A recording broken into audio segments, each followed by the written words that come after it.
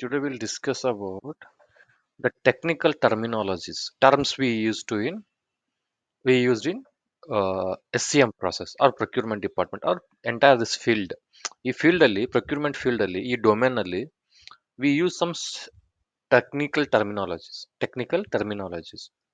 ಇದು ನಿಂಗೆ see whenever you once we observe the syllabus, once we go on through the studies, no, you'll feel that this is day to day activity. ಹೌದಾ ನಿಮ್ day to day ನಾವು ಇದೇ transaction ಮಾಡ್ತೀವಿ, negotiation ಮಾಡ್ತೀವಿ, vendor ಜೊತೆ discuss ಮಾಡ್ತೀವಿ. Will feel it is our day to day activity, but there will be some technical terminologies we need to use. ಹೌದಾ ನಾವು ಇಂಡಸ್ಟ್ರಿಯಲ್ಲಿ ವರ್ಕ್ ಮಾಡಬೇಕಾದ್ರೆ, ಆರ್ಗನೈಸೇಷನ್ ಅಲ್ಲಿ ವರ್ಕ್ ಮಾಡಬೇಕಾದ್ರೆ some scientific work, technical works, terminologies ಅದೇ ಇರುತ್ತೆ, ಅದನ್ನ ಯೂಸ್ ಮಾಡಬೇಕು. ನಮ್ ದಿನ ಪ್ರಾಕ್ಟೀಸ್ ಇದನ್ನೇ ಮಾಡ್ತೀವಿ, ವೆಂಡರ್ ಜೊತೆ ಮಾತಾಡ್ತೀರಿ, ನಮ್ ಸ್ಟಾಕ್ ಖಾಲಿ ಆಗಿದೆ, ಸ್ಟಾಕ್ ಕಳ್ಸ ಅಂತ ಹೇಳ್ತೀರಿ, ಬಾರ್ಗೇನಿಂಗ್ ಮಾಡೋದಕ್ಕೆ ನೆಗೋಷಿಯೇಷನ್ ಅಂತ ಅಂತೀರಿ. ನಾವು ಈಗ ಡೇ ಟು ಡೇ ನಿಮ್ ರೆಗ್ಯುಲರ್ ಲೈಫ್ ಅಲ್ಲಿ ನೆಗೋಷಿಯೇಷನ್ ಅಂತ ಅನ್ನೋದಿಲ್ಲ. ಆ ಆರ್ಗನೈಸೇಷನ್ ಬಂದಾಗ, ಕಮರ್ಷಿಯಲ್ ಕಾರ್ಪೊರೇಟ್ ವರ್ಲ್ಡ್ ಬಂದಾಗ, ಕಾರ್ಪೊರೇಟ್ ವರ್ಲ್ಡ್ ಬಿಸ್ನೆಸ್ ಅಲ್ಲಿ ವರ್ಕ್ ಮಾಡ್ಬೇಕಾದ್ರೆ ನೆಗೋಷಿಯೇಷನ್ ಅಂತೀವಿ. ಸಪ್ಲೈಯರ್ಗೆ ವೆಂಡರ್ ಅಂತೀವಿ, ವೆಂಡರ್ ಸಪ್ಲೈಯರ್ ಅಂತೀರಿ, ಬೈಯರ್ ಸೆಲ್ಲರ್. ಹೌದಾ, ಬಿಲ್ಲಿಗೆ ಇನ್ವಾಯ್ಸ್ ಅಂತೀರಿ. ಹೌದಾ, ಬಿಲ್ ಅನ್ನೋದಿಲ್ಲ ಕಾರ್ಪೊರೇಟ್ ವರ್ಲ್ಡ್ ಅಲ್ಲಿ, ಪ್ರೊಕ್ಯೂರ್ಮೆಂಟ್ ಡಿಪಾರ್ಟ್ಮೆಂಟ್ ಅಲ್ಲಿ ಅದಕ್ಕಿಂತ ಕರಿತೀವಿ ಇನ್ವಾಯ್ಸ್ ಅಂತ ಕರಿತೀರಿ. ಹೌದಾ, so these are all some technical terminologies we need to use in SCM process R supply chain management process ಅಲ್ಲಿ. ಈ ಫೀಲ್ಡ್ ಅಲ್ಲಿ ಒಂದಿಷ್ಟು ಟೆಕ್ನಿಕಲ್ ಟರ್ಮಿನಾಲಜಿ ಯೂಸ್ ಮಾಡಬೇಕು.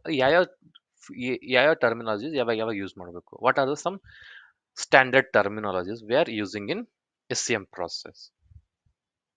First one, safety stock. ನಾನು ಆಲ್ರೆಡಿ ಹೇಳಿದ್ದೀನಿ ಸೇಫ್ಟಿ ಸ್ಟಾಕ್ ಅಂದ್ರೆ ಏನು. Let me open this.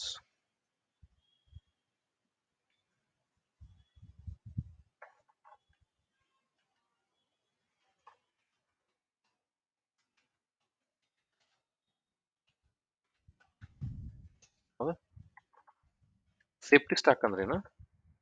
It's a minimum extra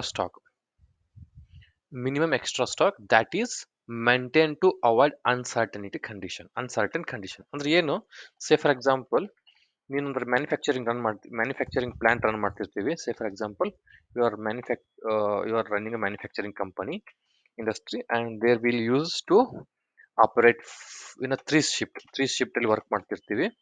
ಹೌದಾ, we are running that operation plant in 3 shifts, and the production capacity ಎಷ್ಟು production capacity ಎಷ್ಟಿದೆ ಅಂದ್ರೆ, C 10 items per shift. 10 items per shift. ಹೌದಾ, manufacturing plant run ಮಾಡ್ತಿದ್ದೀವಿ, 3 shift ಅಲ್ಲಿ plant run ಮಾಡ್ತಿರ್ತೀವಿ. ನಮ್ದು per shift ಅಲ್ಲಿ 10 ಐಟಮ್ಸ್ ನ ಮ್ಯಾನುಫ್ಯಾಕ್ಚರ್ ಮಾಡ್ತೀವಿ. ಹೌದಾ, ಹಂಗಂದ್ರೆ per day 30 items per day daily on the daily basis production capacity ಎಷ್ಟಾಯ್ತು? 30 ಐಟಮ್ಸ್ ಪರ್ ಡೇ. ಹೌದಾ, 30 ಐಟಮ್ಸ್ ನ ಮ್ಯಾನುಫ್ಯಾಕ್ಚರ್ ಮಾಡ್ತೀವಿ. Say for is a regular product, raw material ಈಸಿಯಾಗಿ ಸಿಗುತ್ತೆ ನಿಮಗೆ. ಹೌದಾ, ನಾವು ಅದನ್ನೇ ಕನ್ಸಿಡರ್ ಮಾಡೋಣ. Say for example, you are running a biscuit manufacturing company. It may be Parle, it may be Marie, it may be Britannia, whatever it may be any biscuit manufacturing company. ಹೌದಾ, raw materials ಏನು manufacture ಮಾಡ್ಬೇಕಾದ್ರೆ, biscuit manufacture ಮಾಡ್ಬೇಕಂದ್ರೆ ಮೈದಾ ಬೇಕಾಗ್ಬೋದು, sugar ಬೇಕಾಗ್ಬೋದು. ಹೌದಾ, milk ಬೇಕಾಗ್ಬೋದು. ಹೌದಾ, ಆಮೇಲೆ ಸಮ್ ಎಸೆನ್ಸ್. ಹೌದಾ, ಅಂದ್ರೆ ಫ್ಲೇವರ್ ಸಲುವಾಗಿ ಈ ತರ ರಾ ಮಟೀರಿಯಲ್ ನಿಮ್ ಡೇ ಟು ಡೇ ಲೈಫ್ ಅಲ್ಲಿ ಮಾರ್ಕೆಟ್ ಅಲ್ಲಿ ಸಿಗೋ ರಾ ಮಟೀರಿಯಲ್ ಈಸಿಯಲ್ಲಿ ನಿಮ್ ರಾ ಮಟೀರಿಯಲ್ ಸಿಗುತ್ತೆ. ಆದ್ರೂ ಪರ್ ಡೇ ನಿಮ್ದು ಎಷ್ಟು? 30 ಪ್ಯಾಕೆಟ್ಸ್ ಅಂತ ಅನ್ಕೋ, ಇಲ್ಲ 100 ಐಟಮ್ಸ್. ಒನ್ ಶಿಫ್ಟ್ ಅಲ್ಲಿ 100 ಐಟಮ್ಸ್ ಅನ್ಕೋ, 100 ಪ್ಯಾಕೆಟ್ಸ್ ಅನ್ಕೋ. ಪರ್ ಶಿಫ್ಟ್ ಅಲ್ಲಿ 300 packets biscuit we are manufacturing. ಹೌದಾ, ಇವಾಗ ನಮ್ದು ಏನು we need to analyze the raw material. On the basis of raw material only, we will judge a stock safety, minimum safety, and safety stock, minimum stock, and maximum stock. ಅದನ್ನ ನಾನು already ಹೇಳ್ಬೇಕಾದ್ರೆ ಹೇಳಿದ್ದೀನಿ, already ನೀನು ಇದ್ದೆ ಅನ್ಸುತ್ತೆ ಕ್ಲಾಸಲ್ಲಿ. So if it is a regular product, if it is a non critical item, critical ಇರಲ್ಲ, ಈಸಿಯಾಗಿ ರಾ ಮಟೀರಿಯಲ್ ಅವೈಲಬಿಲಿಟಿ ಇತ್ತು ಅಂದ್ರೆ, no need to maintain 30 days stock in the warehouse. If it is easily accessible, ಈಸಿಯಾಗಿ ನೀವು purchase ಮಾಡಬಹುದು, ಈಸಿಯಾಗಿ access ಮಾಡಬಹುದು ಅಂತ ಇದ್ರೆ, we can maintain 15 days stock. 7 days stock is enough, more than enough. 15 days stock is enough. If that item is critical item ಇದೆ wear house ಅಲ್ಲಿ, ಇದು ಮಾರ್ಕೆಟಲ್ಲಿ ಜಾಸ್ತಿ ಸಿಗೋದಿಲ್ಲ, ಇಮಿಡಿಯೇಟ್ ರಿಕ್ವೈರ್ಮೆಂಟ್ ಬಂದಾಗ ಸಿಗೋದಿಲ್ಲ. ಆಮೇಲೆ ಟ್ರಾನ್ಸ್ಪೋರ್ಟೇಷನ್ ಡಿಫಿಕಲ್ಟಿ ಅದೇನೋ ಸಮಸ್ಯೆ ಇತ್ತು ಅಂದರೆ what will do, will maintain 30 days stock. See ನಾವು here this is all the regular material and 300 capacity ಇದೆ. ನಾವೇನು ಮಾಡ್ತೀವಿ ಇಲ್ಲಿ ಮ್ಯಾಕ್ಸಿಮಮ್ 7 days ಸ್ಟಾಕ್ ಮೇಂಟೈನ್ ಮಾಡ್ತೀವಿ. 7 days stock it is safety stock. ಹೌದಾ? ಅಂದರೆ 2100 ಪ್ಯಾಕೆಟ್ಸ್ ಬೇಕಾಗುವಷ್ಟು ರಾ ಮಟೀರಿಯಲ್ಸ್ ಅಲ್ಲ. ಏನಾಗಿರ್ಬೋದು, ಮೈದಾ 100 kg ಆಗಿರ್ಬೋದು, ಶುಗರ್ 100 kg ಆಗಿರ್ಬೋದು, ಮಿಲ್ಕ್ 25 ಲೀಟರ್ಸ್ ಆಗಿರ್ಬೋದು,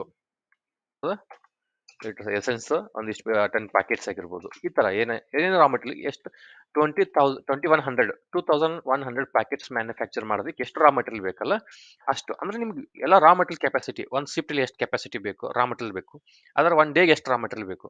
ಅದೇ ತರ ಈಗ ರಾ ಮಟೀರಿಯಲ್ ಈಸಿಯಾಗಿ ಆಕ್ಸೆಸ್ ಇರೋದ್ರಿಂದ ನಾವೇನ್ ಮಾಡ್ತೀವಿ 7 days ಸ್ಟಾಕ್ ಎಷ್ಟು ಬೇಕು ರಾ ಮಟೀರಿಯಲ್ಸ್ ಅಷ್ಟು ಮಾತ್ರ ಸ್ಟಾಕ್ ಮೇಂಟೈನ್ ಮಾಡ್ತೀವಿ. ಹೌದಾ? That will be the safety stock. ಅಂದ್ರೆ ಏನು, ನೆಕ್ಸ್ಟ್ 2 ದಿನಕ್ಕೆ ರೆಡ್ಯೂಸ್ ಆಯ್ತು, 7 ದಿನ ಮೇಂಟೈನ್ ಮಾಡಿರ್ತೀರಿ, ನೆಕ್ಸ್ಟ್ ಡೇ ಯೂಸ್ ಮಾಡ್ಕೊಳ್ತೀರಿ, ನೆಕ್ಸ್ಟ್ ಡೇ ಯೂಸ್ ಮಾಡ್ಕೊಳ್ತೀರಿ, ನೆಕ್ಸ್ಟ್ ಯೂಸ್ ಮಾಡ್ಕೊಳ್ತೀರಿ. ಅವಾಗ 3 ದಿನದ ಕನ್ಸಂಪ್ಷನ್ ಆದ್ಮೇಲೆ 4 ದಿನ ರಿಮೈನಿಂಗ್ ಇರುತ್ತೆ. ಅವಾಗ ಮತ್ತೆ ನೀವು ಹೊಸ ಫ್ರೆಶ್ ಆರ್ಡರ್ ರಿಲೀಸ್ ಮಾಡಿದ್ರಿ ಅಂದ್ರೆ ವಿತಿನ್ 2-3 days ಅಲ್ಲಿ ಮತ್ತೆ ನೀವು the raw material will be in your warehouse. ಮತ್ತೆ production will be continuous production run ಮಾಡ್ತೀರಿ. ಇದ್ರ ಪ್ರೊಡಕ್ಷನ್ ಯಾವುದು ಡಿಫಿಕಲ್ಟ್ ಆಗೋದಿಲ್ಲ, ಯಾವುದು ಸ್ಟಾಪ್ ಆಗೋದಿಲ್ಲ.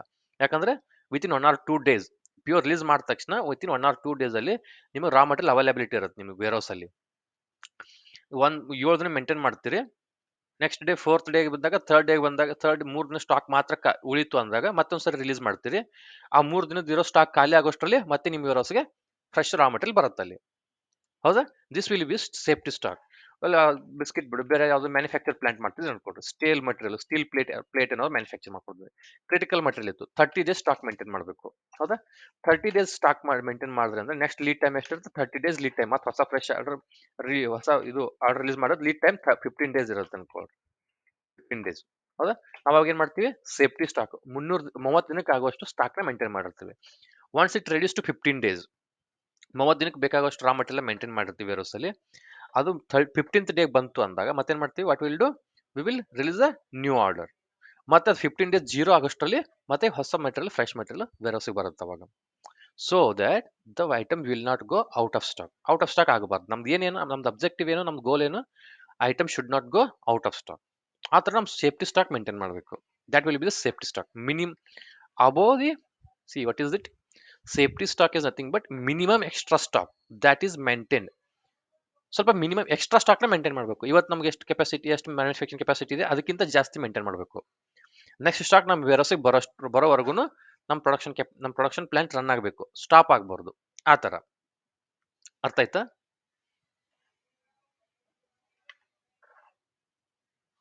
that will be the safety stock. And next minimum stock. Minimum stock ಅಂದ್ರೆ ಏನು? The minimum stock is an indicator for reordering or any kind of purchasing acting based on the company strategy or movement. A company strategy or movement ಅಂದ್ರೆ based on the company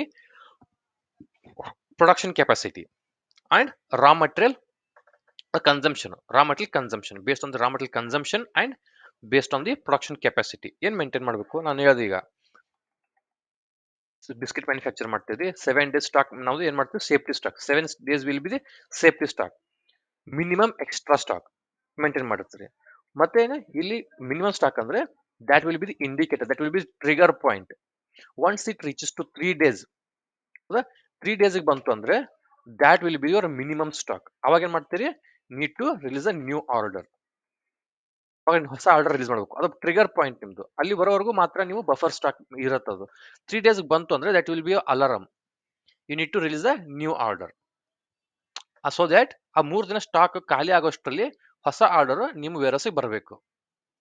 say for example this in here it is like this. Here if you consider metal sheet, and here the lead time will be 15 days, and what we are doing, we are maintaining 13 days stock, 30 days stock.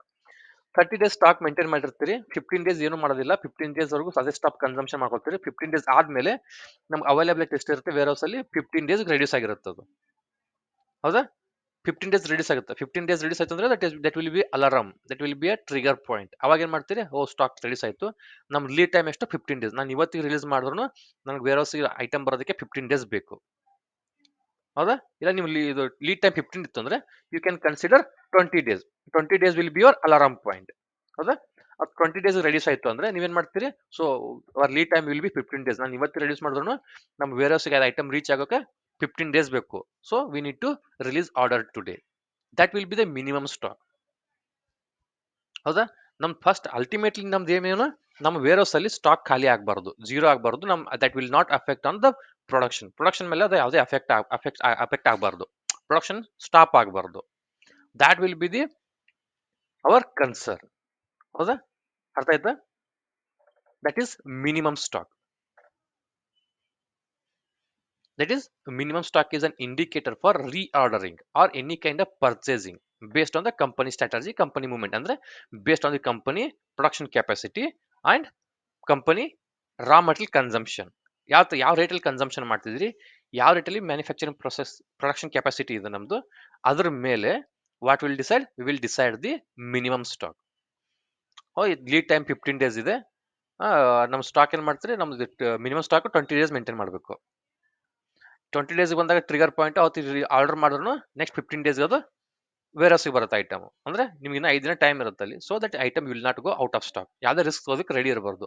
If item goes out of stock, it will affect on your productivity. ಹೌದಾ? ನಿಮ್ ನಾಳೆ production capacity ಬೆಳಗ್ಗೆ 8 ಗಂಟೆಗೆ start ಮಾಡಬೇಕು. ಇವತ್ತು ಸಾಯಂಕಾಲ ನಿಮ್ production ರಾ material ನಿಮ್ ವೇರ್ ಹೌಸ್ಗೆ ಬರಲಿಲ್ಲ ಅಂದ್ರೆ ನಾಳೆ 8 ಗಂಟೆಗೆ ನಿಮ್ ಪ್ರೊಡಕ್ಷನ್ ಪ್ಲಾಂಟ್ ಸ್ಟಾರ್ಟ್ ಮಾಡಬೇಕು ಅಂದ್ರೆ there will not be any raw material, right? Raw material ಇರೋದಿಲ್ಲ. So it will affect your production stop ಆಗತ್ತೆ ನಿಮ್ದು ಅವಾಗ.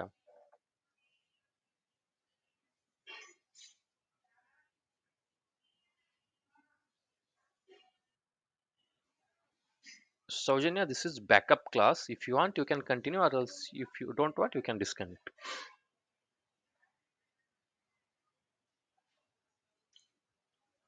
Okay.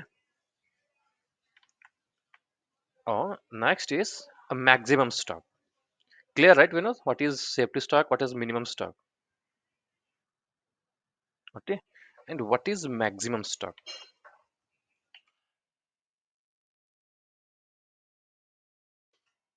Maximum stock ಅಂದ್ರೆ ಏನು?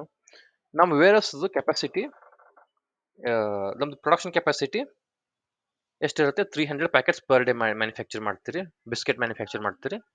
ಸೇಫ್ಟಿ ಸ್ಟಾಕ್ ಎಷ್ಟು ಮೇಂಟೈನ್ ಮಾಡ್ತೀರಿ? 15 days safety, 7 days safety stock maintain ಮಾಡ್ತೀರಿ. ಯಾಕಂದ್ರೆ once you order raw material, you will get your raw material within 2 days 3 days. ಹೌದಾ? ವಿತ್ ಇನ್ 2 to 3 ಡೇಸ್ ಅಲ್ಲಿ ನಿಮ್ದು ರಾ ಮಟೀರಿಯಲ್ ನಿಮ್ಗೆ ವೇರ್ ಹೌಸ್ಗೆ ಬರುತ್ತದು.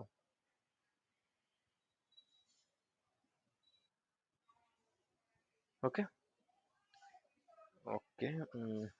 ಪ್ರಮೀಳಾ, ಸೌಜನ್ಯ, ಇದು ಬ್ಯಾಕಪ್ ಕ್ಲಾಸ್ ಫಾರ್ ವಿನೋದ್. ಇದು ನಿಮ್ಗೇನಾದ್ರೂ ಫ್ರೆಶ್ ಅಪ್ ಆಗುತ್ತಂದ್ರೆ backup continue. If you want to, if you are interested, you can continue, or else if you don't want, you can disconnect. Okay. Okay, no problem. Okay. See, maximum stock is nothing but, see, what is maximum stock? The maximum stock level is the quantity of material above which the stock of an item should not normally be allowed to go. ಹೌದಾ?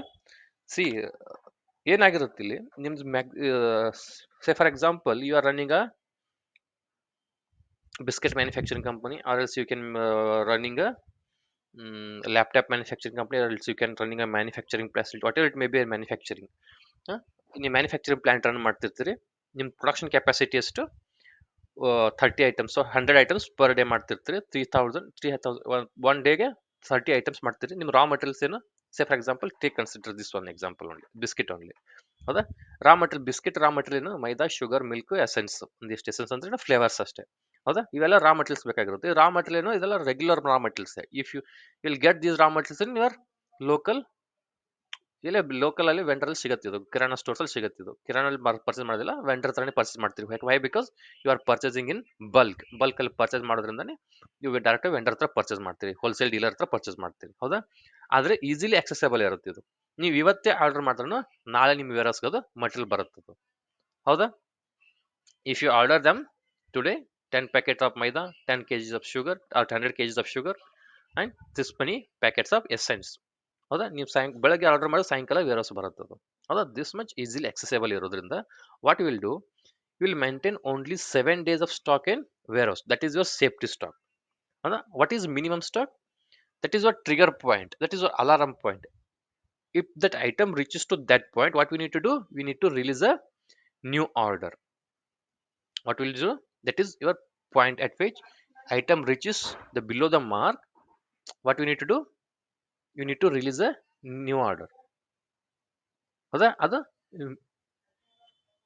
Minimum stock. ಅದು here maximum stock ಅಂದ್ರೆ ಏನು, say for example ಯಾವ್ದೋ ಕ್ರಿಟಿಕಾಲಿಟಿ ಇರುತ್ತೆ, transportation issues ಆಗಿರ್ಬೋದು, ಏನೋ ಯಾವುದೋ ಒಂದು ರೀಸನ್ ನೀವು ಎಲ್ಲ ನೀವು ಎಮ್ ಒ ಕ್ಯೂ ಅಂದ್ರೆ ಮಿನಿಮಮ್ ಆರ್ಡರ್ ಕ್ವಾಂಟಿಟಿ ಅಂತ ಇರುತ್ತೆ ಅಲ್ಲಿ. ಒಂದು ಆರ್ಡರ್ ಕಂಡೀಷನ್ ಆಗಿರ್ತಾರೆ, ಒಂದು minimum order quantity. M O Q ಅಂದ್ರೆ ಮಿನಿಮಮ್ ಆರ್ಡರ್ ಕ್ವಾಂಟಿಟಿ. ನೀವು ಆರ್ಡರ್ ಮಾಡಿದಾಗ ಮಿನಿಮಮ್ ಇಷ್ಟು ಕ್ವಾಂಟಿಟಿ ಆರ್ಡರ್ ಮಾಡಲೇಬೇಕು ಅಂತ ಒಂದು ಕಂಡೀಷನ್ ಇರುತ್ತಲ್ಲ. ದ್ಯಾಟ್ ವಿಲ್, ಅದು ಕಂಡೀಷನ್ ಯಾವಾಗ ವೆಂಡರ್ಗೂ ನಿಮಗೂ ಆನ್ ಬೋರ್ಡಿಂಗ್ ಆಗಬೇಕಾದ್ರೆ, ವೆಂಡರ್ಗೂ ನಿಮಗೂ ನೆಗೋಷಿಯೇಷನ್ ಆಗೋ ಟೈಮಲ್ಲಿ that will they will decide.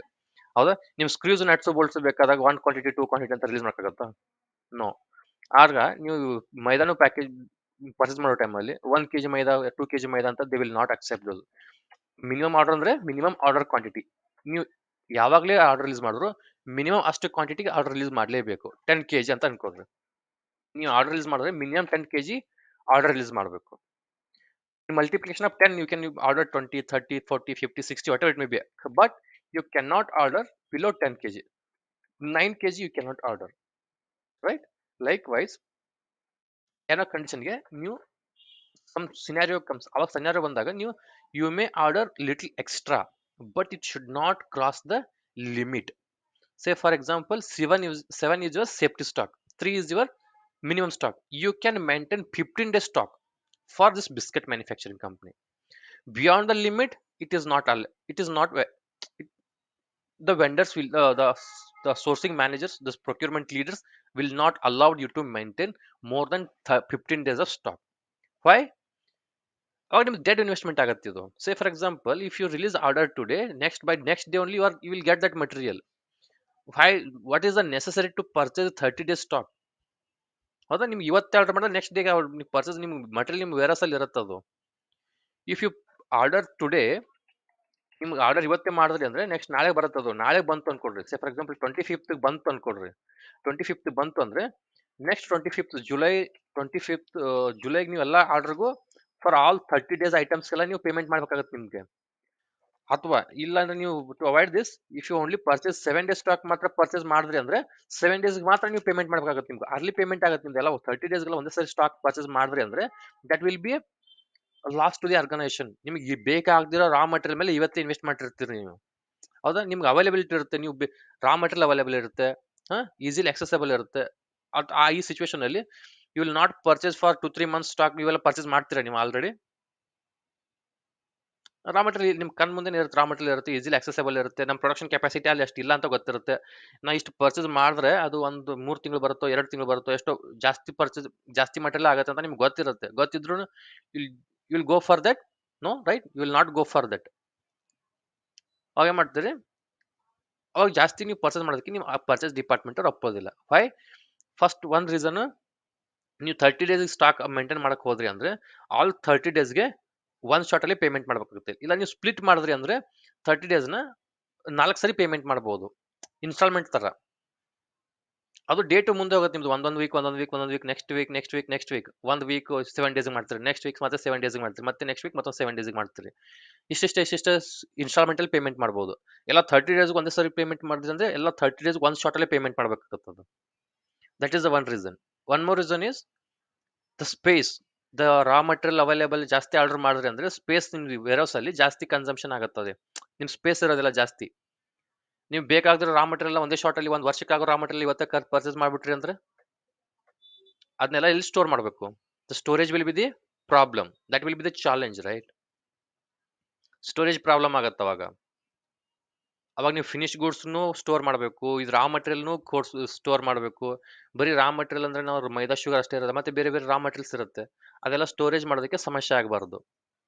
Storage will be, ಮತ್ತೆ ನಿಮ್ಗೆ ಜಾಸ್ತಿ ಪರ್ಚೇಸ್ ಮಾಡಿದ್ರಿ ಅಂದ್ರೆ if in that scenario, in that case, if you don't have space in your warehouse ಅಲ್ಲಿ, ಸ್ಪೇಸ್ ಇಲ್ಲ ಅಂದ್ರೆ you need to go for outsourcing. ಬೇರೆ vendor ಹತ್ರ ಹೋಗ್ಬೇಕು. ಔಟ್ಸೋರ್ಸಿಂಗ್ ಸ್ಟೋರೇಜ್ ಫೆಸಿಲಿಟಿ ಇರುತ್ತೆ, ಔಟ್ಸೋರ್ಸಿಂಗ್ ಗೋಡೌನ್ಸ್ ಇರುತ್ತೆ. ಗೋಡೌನ್ ಅಲ್ಲಿ ದೇ ವಿಲ್ ಚಾರ್ಜ್. ಈಗ ಪೇಡ್ ಪಾರ್ಕಿಂಗ್ ಇರುತ್ತೆ ನೋಡಿದ್ರೆ ಸಿಟಿಲಿ, ಪೇಡ್ ಪಾರ್ಕಿಂಗ್ ಸ್ಪೇಸ್ ಇರುತ್ತೆ. ನಿಮ್ಗೆ 1 ಅವರ್ 2 ಅವರ್ ಪಾರ್ಕ್ ಮಾಡ್ತಾರೆ ನಿಮ್ಮ ವೆಹಿಕಲ್ನ, ಅವ್ರಿಗೆ ಒಂದಿಷ್ಟು ಪೇ ಮಾಡ್ತೀರಿ. ಅದೇ ತರ ಲಾಜಿಸ್ಟಿಕ್ಸ್ ಅಲ್ಲಿ ಅಲ್ಲಿ ಗೋಡೌನ್ಸ್ ಇರುತ್ತೆ, ಸ್ಟೋರೇಜ್ ಫೆಸಿಲಿಟಿ ಇರುತ್ತೆ. ಆ ಫೆಸಿಲಿಟಿಯಲ್ಲಿ ನಿಮ್ಮ ಐಟಮ್ಸ್ನ ಅವರು ಸ್ಟೋರ್ ಮಾಡ್ಕೊಳ್ತಾರೆ. 1 ದಿನ 2 ದಿನ, 15 ದಿನ 20 ದಿನ. ಅದಕ್ಕೆ minimum charge they will fix, not minimum charge, some charge they will fix. ಆ ಚಾರ್ಜ್ನ ಮತ್ತೆ ನೀವು ಬೇರ್ ಮಾಡ್ಬೇಕಾಗುತ್ತೆ ಅಲ್ಲಿ. ಅನ್ನೆಸರಿ ಪ್ರೊಕ್ಯೂರ್ ಮಾಡಿದ್ದಕ್ಕೆ ನೀವು ಇಷ್ಟೆಲ್ಲ ಸಮಸ್ಯೆ ಎದುರು ಮಾಡ್ಕೊಳ್ತೀರಿ. ಮತ್ತೊಂದು ಪ್ರಾಬ್ಲಮ್ ಏನಾಗುತ್ತೆ, that item may get waste. Items, say for example, during rainy season, sugar ಹಾಳಾಗ್ಬೋದು. ಹೌದಾ? ಮೈದಾ 1 ತಿಂಗಳವರೆಗೂ ನೀವು ಯೂಸ್ ಮಾಡಲಿಲ್ಲ ಅಂದ್ರೆ ಮೈದಾ ಹಾಳಾಗಿ ಹೋಗ್ಬೋದು. ಮಿಲ್ಕ್ ಜಾಸ್ತಿ 2-3 ಡೇಸ್ ಮಾತ್ರ ಮಿಲ್ಕ್ ನ ಯೂಸ್ ಮಾಡ್ಕೋಬಹುದು ನೀವು. ಆಫ್ಟರ್ 4 to 5 days ಫ್ರೀಜರ್ ಅಲ್ಲಿ ಇಟ್ಟರು ನೀವು, ದಟ್ ಮೇ ಗೆಟ್ ವೇಸ್ಟ್ ಆಗ್ಬೋದು, ಕೆಡಬಹುದು ಅದು. ಹೌದಾ? ಎಸೆನ್ಸ್ ಫ್ಲೇವರ್ ಕ್ವಾಲಿಟಿ ಮೇಂಟೈನ್ ಮಾಡ್ಲಿಕ್ಕೆ ಆಗ್ಲೇ ಇರ್ಬೋದು. ಫ್ಲೇವರ್ ಅಲ್ಲಿ ಕ್ವಾಲಿಟಿ ಕಮ್ಮಿ ಆಗ್ಬೋದು. ಹೌದಾ? ಇನ್ ಕೇಸ್ ಆಫ್ ಮೆಟಲ್ಸ್ ಅಲ್ಲಿ ಇದು ರೈನಿ ಸೀಸನ್ ಅಲ್ಲಿ ಮೆಟಲ್ ಮೇ ಗೆಟ್ ಕರೋಜನ್ ಆಗ್ಬೋದು, ಅದು ಕರೋಡ್ ಆಗ್ಬೋದು. ಹೌದಾ? These are some difficulties we have. ಅದಕ್ಕೆ ಏನ್ ಮಾಡ್ತೀರಿ, the organisation leaders, the regional leaders, the global leaders, the the managers, procurement manager, senior manager, they will not allow you to maintain, warehouse manager also, they will not allow you to maintain maximum stock in the warehouse. There will be some limit. ನಿಮ್ safety stock 7 days ಇದ್ದಾಗ 15 days stock you can maintain. ಹೌದಾ? ಏನೋ ಜಾಸ್ತಿ situation ಬರ್ಬೋದು. Say for example, ಯಾವ್ದೋ small items ನ procure ಮಾಡಿರ್ಬೋದು. Small item ಅಂದ್ರೆ ಸ್ಕ್ರೂಸ್, ನಟ್ಸೋ ಬೋಲ್ಟೋ ಪ್ರೊಕ್ಯೂರ್ ಮಾಡಿರ್ತೀರಿ. ಅವೆಲ್ಲ ಸ್ಕ್ರೂ ನಟ್ಟು ಬೋಲ್ಟ್ 1,000 ಐಟಮ್ ನ ನೀವು ಮ್ಯಾನುಫ್ಯಾಕ್ಚರ್ ಮಾಡಿದ್ರು ಒಂದೇ ಬಾಕ್ಸ್ ಅಲ್ಲಿ ಪ್ಯಾಕ್ ಆಗುತ್ತೆ. ಅದು ಸ್ಮಾಲ್ ಲಾಜಿಸ್ಟಿಕ್ಸ್ ವೆಹಿಕಲ್ ಅಲ್ಲಿ ಪಿಕಪ್ ಆಗಿ ಬರುತ್ತದು. ಆದ್ರೆ ಏನದು, ಒಂದು ಎಷ್ಟು 1000 ಪ್ಯಾಕ್ ಮಾಡಿದ್ರೆ 1000 ಐಟಮ್ಸ್ ಪರ್ಚೇಸ್ ಮಾಡಿದ್ರು 1 ಮಂತ್ ಬರುತ್ತದು. ಹೌದಾ? ನೀವು ಅವಾಗ ಏನ್ ಮಾಡಕ್ ಆಗೋದಿಲ್ಲ. You need to purchase in that situation.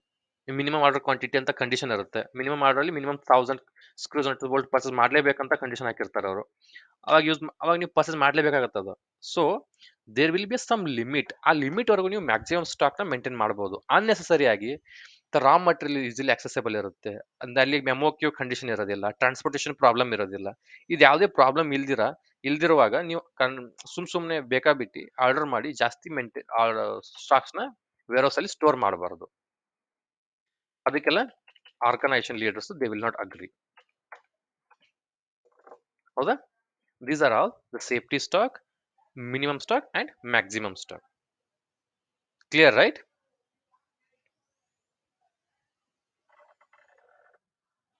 Okay. The next one is PR. Purchase request, purchase requisition or purchase indent. ಹೌದಾ? What is purchase request, purchase requisition or purchase indent? ಏನಂದ್ರೆ ಏನು? ಯಾವಾಗಲೂ procurement department when they will start their work, once they receive the purchase request or once they receive the purchase requisition, within the department ಆದ್ರೂ ಆಗಿರ್ಬೋದು, external stakeholder ಆದ್ರೂ ಆಗಿರ್ಬೋದು. Say for example, you are working in procurement department. Procurement department work ಮಾಡ್ತಿರ್ತೀರಿ. ನಿಮಗೆ P R ಬರುತ್ತೆ. P R ಅಂದ್ರೆ purchase request ಬರುತ್ತೆ. Request ಅಂದ್ರೆ ಪ್ರೊಸೆಸ್ ಮಾಡ್ರಿ ಅಂತ ನಿಮ್ಗೆ ರಿಕ್ವೆಸ್ಟ್, ಆ ಪರ್ಚೇಸ್ ಮಾಡ್ರಿ ಅಂತ ನಿಮ್ಗೆ ರಿಕ್ವೆಸ್ಟ್. ಅದು ಎಲ್ಲಿಂದ ಬರ್ಬೋದು request? It may be from manufacturing department. ಇಷ್ಟು ಮೆಟಲ್ ಶೀಟ್ ಖಾಲಿ ಆಗಿದೆ, ಮೆಟಲ್ ಶೀಟ್ ಬೇಕು ಅಂತ ಬರ್ಬೋದು. ಇಷ್ಟು ಮೈದಾ ಆಗಿದೆ, ಮೈದಾ ಬೇಕು ಅಂತ ಬರ್ಬೋದು. ಶುಗರ್ ಆಗಿದೆ, ಶುಗರ್ ಬೇಕು ಅಂತ ಬರ್ಬೋದು. ಎಲ್ಲಿಂದ? ಮ್ಯಾನುಫ್ಯಾಕ್ಚರ್ ಡಿಪಾರ್ಟ್ಮೆಂಟ್ ಇಂದ. ಪ್ರೊಕ್ಯೂರ್ಮೆಂಟ್ ಡಿಪಾರ್ಟ್ಮೆಂಟ್ಗೂ ಮ್ಯಾನುಫ್ಯಾಕ್ಚರಿಂಗ್ ಫೆಸಿಲಿಟಿಗೂ ಯಾವುದೇ ಸಂಬಂಧ ಇಲ್ಲ. ನಾವು ಹೋಗಿ ಅಲ್ಲಿ ಸ್ಟಾಕ್ ಇದೆಯಾ ಖಾಲಿ ಆಗಿದೆ ಅಂತ ನಾವು ಚೆಕ್ ಮಾಡೋದಿಲ್ಲ physically. They need to raise a request from their department. ಅವರೇ ಅವ್ರ manufacturing, they need to understand ಅವ್ರ ಮ್ಯಾನುಫ್ಯಾಕ್ಚರಿಂಗ್ ಫೆಸಿಲಿಟಿ ಎಷ್ಟಿದೆ, ಕೆಪಾಸಿಟಿ ಎಷ್ಟಿದೆ, ನಮ್ಮಲ್ಲಿರೋ ಸ್ಟಾಕ್ ಎಷ್ಟು, ಅದು ನೆಕ್ಸ್ಟ್ ಎಷ್ಟು ದಿನಕ್ಕೆ ಬರುತ್ತದು. They need to understand, they need to raise a request. ಅಥವಾ ಅಡ್ಮಿನಿಸ್ಟ್ರೇಷನ್ ಡಿಪಾರ್ಟ್ಮೆಂಟ್ ಇಂದ ಬರ್ಬೋದು. ಅಡ್ಮಿನಿಸ್ಟ್ರೇಷನ್ ಡಿಪಾರ್ಟ್ಮೆಂಟ್ ಅಂದ್ರೆ ಏನು? ಪೇಪರ್ ವರ್ಕ್ ಮಾಡ್ತಿರ್ತಾರಲ್ಲ, paper work, admission, documentation, finance department. They may raise request for paper bundles, they may raise request for books, ledgers, they may raise request for markers, pencils, pen, whatever may be. ಅವ್ರ department ಏನೇನು requirement ಇರುತ್ತೆ ಅಲ್ಲಿಂದ ಬರ್ಬೋದು. ಇಲ್ಲ manufacturing ಮತ್ತೆ ಯಾವ department? ಕ್ವಾಲಿಟಿಯಿಂದ ಬರ್ಬೋದು. Quality department ಇಂದ ಕ್ವಾಲಿಟಿ ಚೆಕ್ ಯಾವುದೋ ಇಕ್ವಿಪ್ಮೆಂಟ್ಸ್ ಇರ್ಬೋದು. ಇಲ್ಲ ಅವ್ರ ಸೇಫ್ಟಿ ಗ್ಲೌಸ್ ಆಗಿರ್ಬೋದು, ಸೇಫ್ಟಿ ಶೂಸ್ ಆಗಿರ್ಬೋದು. ಯಾರು ಬೇಕಾದ್ರೂ ವಿತ್ ಇನ್ ದ ಆರ್ಗನೈಸೇಷನ್ ಯಾವುದೇ ಬೇಕಾದ್ರೂ ನೋಡ್ರಿ ಒಂದೇ ಆರ್ಗನೈಸೇಷನ್ ಅಲ್ಲಿ there will be so many departments ಇರುತ್ತೆ. One there will be manufacturing department, one there will be quality department, there will be administration department, there will be R&D department. ಹೌದಾ? ಈ ತರ store ಇರುತ್ತೆ, ಸ್ಟೋರ್ ಡಿಪಾರ್ಟ್ಮೆಂಟ್ ಇರುತ್ತೆ. ಹೌದಾ? ಈ ತರ ಅವ್ರಿಗೆ ಯಾವ ಡಿಪಾರ್ಟ್ಮೆಂಟ್ ಅವ್ರಿಗೆ ರಿಕ್ವೈರ್ಮೆಂಟ್ ಏನಿರುತ್ತೆ, ಪ್ರತಿಯೊಂದು ರಿಕ್ವೈರ್ಮೆಂಟ್, ಪ್ರತಿಯೊಂದು request has to go through the procurement department. ಯಾವ ಡಿಪಾರ್ಟ್ಮೆಂಟ್ ರಿಕ್ವೆಸ್ಟ್ ಬಂದ್ರು ಅದೆಲ್ಲ ಪ್ರೊಕ್ಯೂರ್ಮೆಂಟ್ ಡಿಪಾರ್ಟ್ಮೆಂಟ್ ಇಂದಾನೆ ಪ್ರೊಸೆಸ್ ಆಗಬೇಕು. ಈಗ ಮ್ಯಾನುಫ್ಯಾಕ್ಚರ್ ಡಿಪಾರ್ಟ್ಮೆಂಟ್ ಅವ್ರಿಗೆ ರಿಕ್ವೆಸ್ಟ್ ಬಂತಂದ್ರೆ ಮ್ಯಾನುಫ್ಯಾಕ್ಚರ್ ಡಿಪಾರ್ಟ್ಮೆಂಟ್ ಅವ್ರು ಪರ್ಸೇಸ್ ಮಾಡೋಕ್ಕಾಗೋದಿಲ್ಲ. ಅಡ್ಮಿನಿಸ್ಟ್ರೇಷನ್ ಡಿಪಾರ್ಟ್ಮೆಂಟ್ ರಿಕ್ವೆಸ್ಟ್ ಬಂತಂದ್ರೆ ಅಡ್ಮಿನಿಸ್ಟ್ರೇಷನ್ ಡಿಪಾರ್ಟ್ಮೆಂಟ್ ಅವರೇ ಪರ್ಸೇಸ್ ಮಾಡ್ಕೊಳಕ್ಕಾಗೋದಿಲ್ಲ. They need to raise a request raise ಮಾಡ್ಬೇಕಷ್ಟೇ ಅವರು. ಅದನ್ನ ಕ್ಯಾರಿ ಮಾಡೋದು ಯಾರು, ಅದನ್ನ ಟೇಕನ್ ಫಾರ್ವರ್ಡ್ ಆದ್ಮೇಲೆ ಅದನ್ನ ಕಂಪ್ಲೀಟ್ ಮಾಡೋದು ಯಾರು, ಪ್ರೊಕ್ಯೂರ್ಮೆಂಟ್ ಡಿಪಾರ್ಟ್ಮೆಂಟ್. ಪ್ರೊಕ್ಯೂರ್ಮೆಂಟ್ ಸೈಕಲ್ ನ ಕಂಪ್ಲೀಟ್ ಮಾಡಿ ಆ ಐಟಮ್ ನ ಪರ್ಚೇಸ್ ಮಾಡೋ ಜವಾಬ್ದಾರಿ ಯಾರ್ದು ಅಂದ್ರೆ ಪ್ರೊಕ್ಯೂರ್ಮೆಂಟ್ ಡಿಪಾರ್ಟ್ಮೆಂಟ್ ಅವ್ರದ್ದು. ಹೌದಾ? ಅಂದ್ರೆ ಇಲ್ಲಿ see it is a document from the stakeholder or internal customer to the purchase team for purchasing a required material. ಹೌದಾ? ಯಾವುದೇ ಇಂಟರ್ನಲ್ ಡಿಪಾರ್ಟ್ಮೆಂಟ್ ಇಂದ, ಮ್ಯಾನುಫ್ಯಾಕ್ಚರಿಂಗ್ ಡಿಪಾರ್ಟ್ಮೆಂಟ್ ಇಂದ ಆಗಿರ್ಬೋದು, ಅಡ್ಮಿನಿಸ್ಟ್ರೇಷನ್ ಡಿಪಾರ್ಟ್ಮೆಂಟ್ ಇಂದ ಆಗಿರ್ಬೋದು, ಕ್ವಾಲಿಟಿ ಡಿಪಾರ್ಟ್ಮೆಂಟ್ ಇಂದ ಆಗಿರ್ಬೋದು, ಯಾವುದೇ ಡಿಪಾರ್ಟ್ಮೆಂಟ್ ಆದ್ರೂ ಆಗಿರೋ they will raise a request in form of documentation ಆದ್ರೂ ಮಾಡಿರ್ಬೋದು, ಮೇಲ್ ಅಲ್ಲಾದ್ರೂ ಮಾಡ್ಬೋದು, ಅಥವಾ ERP ಟೂಲ್ ಅಲ್ಲಾದ್ರೂ ಮಾಡಬಹುದು. They will raise a purchase request to the procurement department to purchase requirement. ಅವ್ರಿಗೆ ಏನ್ ರಿಕ್ವೈರ್ಮೆಂಟ್ ಇರುತ್ತೆ ಆ ಮಟೀರಿಯಲ್ ನ ರಿಕ್ವೆಸ್ಟ್ ಇದು ಪರ್ಚೇಸ್ ಮಾಡೋದಕ್ಕೆ ಅವರು they will raise a request. ಹೌದಾ? PR ಅವ್ರು ಏನೇನು ಮೆನ್ಷನ್ ಮಾಡಬೇಕು, what all the content, what PR contents. ಆ PR ಅಲ್ಲಿ ಏನೇನು ಮೆನ್ಷನ್ ಮಾಡ್ತಾರೆ ಅವರು. ಸುಮ್ಮನೆ ನಮ್ ಪೇಪರ್ ಬಂಡಲ್ ಬೇಕು ಅಂತ ರಿಕ್ವೆಸ್ಟ್ ರೈಸ್ ಮಾಡಿದ್ರೆ ಪ್ರೊಕ್ಯೂರ್ಮೆಂಟ್ ಡಿಪಾರ್ಟ್ಮೆಂಟ್ ಅವ್ರು ಏನ್ ಪರ್ಚೇಸ್ ಮಾಡಬೇಕು, ಯಾವ ಮಟೀರಿಯಲ್ ಅದು, ಎಷ್ಟು ಸ್ಪೆಸಿಫಿಕೇಶನ್, A4 ಶೀಟ್ ಬೇಕಾ, ಕಾರ್ಡ್ ಶೀಟ್ ಬೇಕಾ, 5 ಶೀಟ್ ಬೇಕಾ, ಲೈನ್ ಶೀಟ್ಸ್ ಬೇಕಾ, ಒಂದ್ ಬಂಡಲ್ ಬೇಕಾ, 2 ಬಂಡಲ್ ಬೇಕಾ. They need to clearly mention. ಅಲ್ಲಿ PR ಅಲ್ಲಿ ಏನೇನು ಮೆನ್ಷನ್ ಮಾಡ್ಬೇಕು ಅವರು, ದ ಮಟೀರಿಯಲ್ ನೇಮ್, ಯಾವ ಮಟೀರಿಯಲ್ ಬೇಕು. ಹೌದಾ? ಪೇಪರ್ ಬಂಡಲ್, ಲೈನ್, ಇಲ್ಲಾಂದ್ರೆ ವೈಟ್ ಶೀಟ್, ಇದು ಲೈನ್ ಇರೋ ಶೀಟ್ ಬೇಕಾ, ಲೈನ್ ಇಲ್ದಿರೋ ಶೀಟ್ ಬೇಕಾ, ಡ್ರಾಯಿಂಗ್ ಶೀಟ್ಸ್. ಹೌದಾ? ಯಾವ ಶೀಟ್ಸ್ ಬೇಕು ಅಂತ. Material name they need to mention. Material specification ಅಂದ್ರೆ ಪೇಪರ್ ಥಿಕ್ ಇದಾಗಿರ್ಬೋದು, ಸೈಜ್ ಆಗಿರ್ಬೋದು. ಹೌದಾ? ಇಲ್ಲ ಶೇವ್ ಇದಾಗಿರ್ಬೋದು, ಥಿಕ್ನೆಸ್ ಇದಾಗಿ. Say for example file manufacturing metal sheet ಮಾಡಬೇಕಾದ್ರೆ aluminium alloys, stainless steel, mild steel, ಅದು ಸ್ಪೆಸಿಫಿಕೇಶನ್. ಅದು ಕೆಮಿಕಲ್ ಕಾಂಪೋಸಿಷನ್. ಮಟೀರಿಯಲ್ ನೇಮ್ ಅಂದ್ರೆ ಏನು, ಮೆಟಲ್ ಶೀಟ್ಸ್. ಅದು ಸ್ಟೇನ್ಲೆಸ್ ಸ್ಟೀಲ್ ಶೀಟ್ಸ್ ಅಂತ ಮಾಡ್ತಾರೆ. ಸ್ಪೆಸಿಫಿಕೇಶನ್ ಅಲ್ಲಿ ಅದ್ರದ್ದು ಏನಾದ್ರು ಗ್ರೇಡ್ ಇತ್ತಂದ್ರೆ, ಅಲಾಯ್ಸ್ ಇತ್ತು ಅಂದ್ರೆ ಅದು ಯಾವ ಗ್ರೇಡ್, ಯಾವ ಥಿಕ್ನೆಸ್ ಅಲ್ಲಿ ಬೇಕು ಅಂತ ಸ್ಪೆಸಿಫಿಕೇಶನ್ ಮಾಡಬೇಕು. ಯಾವ ಸೈಜ್ ಅಲ್ಲಿ ಬೇಕು, ಪ್ಲೇಟ್ಸ್ 20x20, 10x10. ಹೌದಾ? ಈ ತರ specification, what is the requirement, ಅವ್ರ ರಿಕ್ವೈರ್ಮೆಂಟ್ ಏನಿರುತ್ತೆ ಆ ಸ್ಪೆಸಿಫಿಕೇಶನ್ ಅವ್ರ ಮೆನ್ಷನ್ ಮಾಡಬೇಕು. ಆ ಮೆನ್ಷನ್ ಮಾಡಲಿಲ್ಲ ಅಂದ್ರೆ there may be chance of procuring a wrong material ನ ಪ್ರೊಕ್ಯೂರ್ ಮಾಡೋ ಚಾನ್ಸಸ್ ಇರುತ್ತೆ ಅಲ್ಲಿ. ಹೌದಾ? ಅದಕ್ಕೆ ಮಾಡಬೇಕು, they need to specify clearly the specification, they need to mention clearly. ಆಮೇಲೆ ಬೇಸಿಕ್ ಯೂನಿಟ್ಸ್ ಆಫ್ ಮೆಜರ್ಮೆಂಟ್ ಅಂದ್ರೆ ಏನು, ಮೀಟರ್ ಯಾವ್ದ್ರಲ್ಲಿ ಅದನ್ನ ಮೆಜರ್ ಮಾಡ್ತೀರಿ. ಸೇ ಫಾರ್ ಎಕ್ಸಾಂಪಲ್ ನಾನು ಹೇಳಿದಾಗ ಪೇಪರ್ ಬಂಡಲ್ ಅಂತ ಹೇಳಿದೆ, ಅದನ್ನ ಹೆಂಗ್ ಮೆಜರ್ ಮಾಡ್ತೀರಿ, ಬಂಡಲ್ ಅಲ್ಲಿ ಮೆಜರ್ ಮಾಡ್ತೀರಿ. ಈಗ ಫಾರ್ ಎಕ್ಸಾಂಪಲ್ ಮಿಲ್ಕ್ ಅಂತ, ಬಿಸ್ಕಿಟ್ ಮ್ಯಾನುಫ್ಯಾಕ್ಚರ್ ಮಾಡ್ಕೊ ಮಿಲ್ಕ್ ಯಾವ್ದ್ರಲ್ಲಿ ಮೆಜರ್ ಮಾಡ್ತೀರಿ, ಲೀಟರ್ಸ್ ಅಲ್ಲಿ ಮೆಜರ್ ಮಾಡ್ತೀರಿ. ಮೈದಾ ಕೆಜಿಲಿ ಮೆಜರ್ ಮಾಡ್ತೀರಿ, ಶುಗರ್ ಕೆಜಿಲಿ ಮೆಜರ್ ಮಾಡ್ತೀರಿ. ಅಂದ್ರೆ ಯಾವ ಮೇಜರ್ ಯಾವ ಕ್ವಾಂಟಿಟಿಲಿ ಮೆಜರ್ ಮಾಡ್ತೀರಿ ಅಂತ, ಎಷ್ಟು ಸ್ಪೆಸಿಫಿಕೇಶನ್, ಎಷ್ಟು ಕ್ವಾಂಟಿಟಿ. ಸೇ ಫಾರ್ ಎಕ್ಸಾಂಪಲ್ ನಿಮ್ಗೆ 10 ಬಂಡಲ್ ಪೇಪರ್ ಬೇಕಿತ್ತು, 10 ಕೆಜಿ ಪೇಪರ್ ಬೇಕು ಅನ್ನಕ್ಕಾಗತ್ತಾ? ನೀವು ಯಾವ ಮೇಜರ್ ಅಲ್ಲಿ ಮಾಡ್ತೀರಿ, ಎಷ್ಟು ಬಂಡಲ್ ಅಲ್ಲಿ ಬೇಕಾ, ಲೀಟರ್ಸ್ ಅಲ್ಲಿ ಬೇಕಾ, ಕೆಜಿಲಿ ಬೇಕಾ, ಯಾವ್ದ್ರಲ್ಲಿ ಮೆಜರ್ ಮಾಡ್ತೀರಿ, ಮತ್ತೆ ಎಷ್ಟು ಕ್ವಾಂಟಿಟಿಲಿ ಬೇಕು ಅಂತ. 4 ಬಂಡಲ್ ಪೇಪರ್ ಬೇಕು, ಯೂನಿಟ್ ಆಫ್ ಮೆಜರ್ಮೆಂಟ್ ಬಂಡಲ್, ಎಷ್ಟು ಕ್ವಾಂಟಿಟಿ ಬೇಕು, 4 ಬಂಡಲ್ ಬೇಕು. ಹೌದಾ? That they need to mention. Delivery time, within ಎಷ್ಟು ಟೈಮ್ ಅಲ್ಲಿ ನಿಮ್ಗೆ ಆ ಮಟೀರಿಯಲ್ ಬೇಕು ವೇರ್ ಹೌಸ್ಗೆ. What is the lead time, ನಿಮ್ಗೆ ಎಷ್ಟು ಟೈಮ್ ಅಲ್ಲಿ ಆ ಮಟೀರಿಯಲ್ ರಿಕ್ವೈರ್ಮೆಂಟ್ ಇದೆ, that they need to mention. And organization details, ನಮ್ಮ ಆರ್ಗನೈಸೇಷನ್ ಡೀಟೇಲ್ಸ್ ಕೊಡಬೇಕು. ಆ ಕಂಪನಿ ಏನು, ಕಂಪನಿ ಅಡ್ರೆಸ್ ಏನು, that they will the letter head ಇರುತ್ತಲ್ಲ, ಆ ತರ ಲೆಟರ್ ಹೆಡ್ ಅಲ್ಲಿ ನಮ್ಮ ಕಂಪನಿ ಡೀಟೇಲ್ಸ್ ಎಲ್ಲ ಇರುತ್ತೆ ಅಲ್ಲಿ. Company details, company address, company contact details, that all there will be there, right. ಆ ತರ ನಮ್ಗೆ ಏನ್ ರಿಕ್ವೆಸ್ಟ್ ಇದೆ ಅಂತ ನಾವು ಪ್ರೊಕ್ಯೂರ್ಮೆಂಟ್ ಡಿಪಾರ್ಟ್ಮೆಂಟ್ಗೆ ರೈಸ್ ಮಾಡ್ತೀವಿ. ಅಂದ್ರೆ ವಿತಿನ್ ದ ಇಂಟರ್ನಲ್ ಡಿಪಾರ್ಟ್ಮೆಂಟ್ ಆದ್ರೂ ಆಗಿರ್ಬೋದು, ವಿತಿನ್ ದ ಆರ್ಗನೈಸೇಷನ್ ಆಗಿರ್ಬೋದು, ಬೇರೆ ಕಡೆ ಇಂಟ್ರೆಸ್ಟ್ ಬಿಟ್ಟು ಬೇರೆ ಹೊರಗಿನವ್ರದ್ದಾದ್ರೂ ರಿಕ್ವೆಸ್ಟ್ ಬರಬಹುದು. ಯಾರೇ ಬಂದ್ರು they need to raise a request procurement ಡಿಪಾರ್ಟ್ಮೆಂಟ್ಗೆ. They will raise a request in the form of documentation. ಹೌದಾ? ಡಾಕ್ಯುಮೆಂಟೇಶನ್ ಅಂದ್ರೆ ಏನು? It may be in the form of document. Word file ಆದ್ರೂ ಕಳಿಸಬಹುದು, PDF ಫೈಲ್ ಆದ್ರೂ ಕಳಿಸಬಹುದು, ಎಕ್ಸೆಲ್ ಶೀಟ್ ಆದ್ರೂ ಕಳಿಸಬಹುದು, ಅಥವಾ ಅಥವಾ they may raise a request in the form of email ಅಲ್ಲಿ ಆದ್ರೂ ಮೆನ್ಷನ್ ಮಾಡಬಹುದು. ಇಮೇಲ್ ಬಾಡಿಲಿ ಇದೆಲ್ಲ ರಿಕ್ವೆಸ್ಟ್ ನ ಸ್ಪೆಸಿಫೈ ಮಾಡಿ they may send it, or they may send it in the form of ERP tool ಅಲ್ಲಿ ಅವರು ರಿಕ್ವೆಸ್ಟ್ ನ ರೈಸ್ ಮಾಡಬಹುದು. ಆದ್ರೆ ರೈಸ್ ಮಾಡ್ಬೇಕಂದ್ರೆ what they all mean to mention, ಎಲ್ಲ ಸ್ಪೆಸಿಫಿಕೇಶನ್ ಮೆನ್ಷನ್ ಮಾಡ್ಬೇಕು. ಅವರು ಏನ್ ಮಟೀರಿಯಲ್ ಪ್ರೊಕ್ಯೂರ್ ಮಾಡ್ತಿದ್ದೀರಿ, ಯಾವ ಮಟೀರಿಯಲ್ ಅದು, paper, steel, metal, alloys, rubber, wood, laptop, ಏನ್ ಮಟೀರಿಯಲ್ ಪರ್ಚೇಸ್ ಮಾಡ್ತಿದ್ದೀರಿ ಅದನ್ನ ಮೆನ್ಷನ್ ಮಾಡಬೇಕು. ಅದಾದ್ಮೇಲೆ ಸ್ಪೆಸಿಫಿಕೇಶನ್ ಅಂದ್ರೆ ಏನು? ಕ್ವಾಲಿಟಿ ಆಗಿರ್ಬೋದು, ಕೆಮಿಕಲ್ ಕಾಂಪೋಸಿಷನ್ ಆಗಿರ್ಬೋದು, ಆ ಮೆಟಲ್ದು ಇದು ಸೈಜ್ ಆಗಿರ್ಬೋದು, ಥಿಕ್ನೆಸ್ ಆಗಿರ್ಬೋದು, ಕ್ವಾಲಿಟಿ ಆಗಿರ್ಬೋದು, ಏನೇ ಆಗಿರ್ಬೋದು. ಈಗ ನೀವು ಯಾವುದು ಮೆಟಲ್ ಪರ್ಚೇಸ್ ಮಾಡ್ತಿದ್ರಿ ಅಂದ್ರೆ ಮೆಟಲ್ ಮಾಡ್ತಿದ್ದೀರಾ, ಅಲಾಯ್ಸ್ ಮಾಡ್ತಿದ್ದೀರಾ, ಅಲ್ಯೂಮಿನಿಯಂ ಅನ್ಕೊಳ್ರಿ, ಅಲ್ಯೂಮಿನಿಯಂ ಅಲಾಯ್ಸ್ ಇರುತ್ತೆ ಅಲ್ಲಿ. ಯಾವ ಅಲಾಯ್ಸ್? 6061 ಗ್ರೇಡ್ ಇರುತ್ತೆ, 7075 ಗ್ರೇಡ್ ಇರುತ್ತೆ. Metal sheets, mild steel, stainless steel, ಅದು ಬಿಸ್ಕೆಟ್ ಮೈದಾ ಮಾಡ್ತಿರ್ತೀರಿ, ಮೈದಾ ಅದು ದಪ್ಪ ಇರೋದು ಬೇಕಾ, ಚಿಕ್ಕದಿರೋದು ಬೇಕಾ? ಶುಗರ್ ಅದೇ ತರ, ಶುಗರ್ನು ಕ್ರಿಸ್ಟಲ್ಸ್, ಹಾರ್ಡ್ ಇರೋ ಕ್ರಿಸ್ಟಲ್, ದಪ್ಪ ಇರೋ ಕ್ರಿಸ್ಟಲ್ಸ್ ಇರುತ್ತೆ, ಸಣ್ಣ ಇರೋ ಕ್ರಿಸ್ಟಲ್ಸ್ ಇರುತ್ತೆ. ಆತರ ಮಿಲ್ಕ್ ಯಾವ ತರ, ಇದು ಹಸುದ್ ಬೇಕಾ, ಆಕಳದ್ ಬೇಕಾ, ಯಾವ್ದು ಬೇಕದು ಅದನ್ನ ಮೆನ್ಷನ್ ಮಾಡಬೇಕು. ಎಲ್ಲ specification they need to mention. ಅಂದ್ರೆ ಎಷ್ಟು ಕ್ವಾಂಟಿಟಿ ಬೇಕು. ನೆಕ್ಸ್ಟ್ ಯೂನಿಟ್ಸ್ ಆಫ್ ಮೆಜರ್ಮೆಂಟ್, ಯಾವ ಯೂನಿಟ್ಸ್ ಅಲ್ಲಿ ಮೆಜರ್ ಮಾಡ್ತೀರಿ. ಈಗ ಹಾಲ್ನ ಲೀಟರ್ ಅಲ್ಲಿ ಮೆಜರ್ ಮಾಡ್ತೀರಿ, ಅದನ್ನ ಪ್ಯಾಕೆಟ್ ಅಲ್ಲಿ ಇದು ಬಂಡಲ್ ಮೆಜರ್ ಮಾಡಕ್ಕಾಗತ್ತಾ? ಇಲ್ಲ. ಈಗ ಮೈದಾನ ಕೆಜಿಲಿ ಪರ್ಚೇಸ್ ಮಾಡ್ತೀರಿ, ಎಷ್ಟು ಕೆಜಿ? 10 kg. ಅದನ್ನ ಲಿಟರಲಿ ಪರ್ಚೇಸ್ ಮಾಡಂತ ಮೆಜರ್ ಮಾಡಕ್ಕಾಗತ್ತಾ? ಇಲ್ಲ. ಯಾವ ಮೇಜರ್ ಮಾಡ್ತೀರಿ, ಎಷ್ಟು ಕ್ವಾಂಟಿಟಿಲಿ ಬೇಕು. ಸೇ ಫಾರ್ ಎಕ್ಸಾಂಪಲ್ ಪೇಪರ್ನ ಪರ್ಚೇಸ್ ಮಾಡ್ತೀರಿ, ಎಷ್ಟು ಪೇಪರ್ ಬಂಡಲ್ ಬೇಕು? 10 ಪೇಪರ್ ಬಂಡಲ್ ಬೇಕು, ಹೌದಾ? ಅದನ್ನ ಮೆನ್ಷನ್ ಮಾಡಬೇಕು. ಡೆಲಿವರಿ ಟೈಮ್ ಎಷ್ಟು, ವಿತಿನ್ ಎಷ್ಟು ಡೇಸ್. ನಮ್ಗೀಗ ಎಷ್ಟು ಡೇಸ್ ಟೈಮ್ ಕೊಟ್ರಿ ಅಂದ್ರೆ ಆ ಟೈಮಲ್ಲಿ ನಾವು ಪ್ರೊಕ್ಯೂರ್ ಮಾಡೋದಕ್ಕೆ ಹೆಲ್ಪ್ ಆಗುತ್ತೆ. ಆ ತರ ನಾವು ವೆಂಡರ್ ಸೆಲೆಕ್ಷನ್ ಮಾಡ್ತೀವಿ. ಇಮಿಡಿಯೇಟ್ ರಿಕ್ವೈರ್ಮೆಂಟ್ ಇತ್ತು ಅಂದ್ರೆ ಇಮಿಡಿಯೇಟ್ ರಿಕ್ವೈರ್ಮೆಂಟ್ ಯಾರು ಸಪೋರ್ಟ್ ಮಾಡ್ತಾರೋ ಅವ್ರನ್ನ ಪ್ರೊಕ್ಯೂರ್ ಮಾಡ್ತೀವಿ. ನೀವು ಅದನ್ನ ಮೆನ್ಷನ್ ಮಾಡಲಿಲ್ಲ, ಬರೀ ರಿಕ್ವೆಸ್ಟೈಸ್ ಮಾಡಿದ್ರೆ ನಮ್ಗೆ ಗೊತ್ತಾಗೋದಿಲ್ಲ ನಿಮ್ಗೆ ಇವತ್ತಿಗೆ ಬೇಕಾಗಿದೆಯೋ ಮಟೀರಿಯಲ್, ನಾಳೆ ಬೇಕಾಗಿದೆಯೋ, ಇಲ್ಲ ಇನ್ನೊಂದು ತಿಂಗ್ಳಿಗೆ ಬಿಟ್ಟು ಬೇಕಾಗಿದೆಯೋ. ನಾವು ಯಾವ ತರ ಪ್ರೊಕ್ಯೂರ್ ಮಾಡಬೇಕು?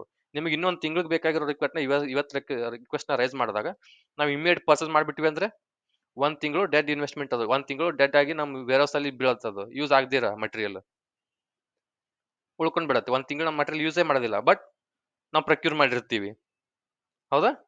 ಅದಕ್ಕಾಗಿ ಏನ್ ಮಾಡ್ಬೇಕು? ಸ್ಪೆಸಿಫೈ ಮಾಡಬೇಕು, ಹೌದಾ? ಅಂಡ್ ಆರ್ಗನೈಸೇಷನ್ ಡೀಟೇಲ್ಸ್ ಇರುತ್ತೆ. This is RFQ. RFQ ಅಂದ್ರೆ ಏನು? It is a document from purchase team to external a potential vendor to obtain a quotation. ಏನ್ ಮಾಡ್ತೀರಿ? ಯಾವ್ದೊಂದು request RFQ is sent to a multiple supplier with the requirement details and vendor details. ಕರೆಕ್ಟಾ? RFQ ಅಂದ್ರೆ ಏನು? Request for quotation. ನಾವೇ procurement department will send to a external vendors. Procurement department ಅವರು, ನೀವು if you are, say for example if you are working in a procurement department, you need to send this document to the external vendors. when you get a request from internal department, ನಿಮ್ಗೆ purchase request ಬರುತ್ತೆ. ಅವಾಗ purchase request ಬಂದ್ಮೇಲೆ what will do, you will analyse the request. ಅದೇನು request ಇದೆ, ಏನು material ಇದೆ ಅಂತ analyse ಮಾಡ್ತೀರಿ. ಒನ್ಸ್ ಯು ಅನಲೈಸ್ ಆದ್ಮೇಲೆ ಏನ್ ಮಾಡ್ತೀರಿ? ಇದು ರೆಗ್ಯುಲರ್ ಮಟೀರಿಯಲ್ ಇತ್ತು ಅಂದ್ರೆ ನೀವು ಲಾಸ್ಟ್ ಟೈಮ್ ಎಷ್ಟು ನಿಮ್ಗೆ ಈಗ ಲಾಸ್ಟ್ ಕಪಲ್ ಆಫ್ ಇಯರ್ಸ್ ಇಂದ ಆ ಮಟೀರಿಯಲ್ಗೆ ನಿಮ್ಗೆ ಯಾರು ವೆಂಡರ್ ಸಪೋರ್ಟ್ ಮಾಡ್ತಿದ್ದಾರೆ, ವೆಂಡರ್ ಸಪೋರ್ಟ್ ಮಾಡ್ತಿದ್ರು ಆಯ್ತು, ಇಲ್ಲ ಹೊಸ ಮಟೀರಿಯಲ್ ಇದ್ರು ಮಾರ್ಕೆಟ್ ಅಲ್ಲಿ ಈ ಐಟಮ್ಗೆ ಸಪೋರ್ಟ್ ಮಾಡ್ತಿಕ್ಕಂತ ಪೊಟೆನ್ಷಿಯಲ್ ವೆಂಡರ್ಸ್ ಯಾರು, ಆ ಎಲ್ಲ ವೆಂಡರ್ ಹತ್ರ ನಂಬರ್ಸ್ ನ ಲಿಸ್ಟ್ ಔಟ್ ಮಾಡ್ತೀರಿ. ಲಿಸ್ಟ್ ಔಟ್ ಮಾಡಿದ್ಮೇಲೆ directly will not go to any vendor and will not purchase it, right? ಹೌದಾ?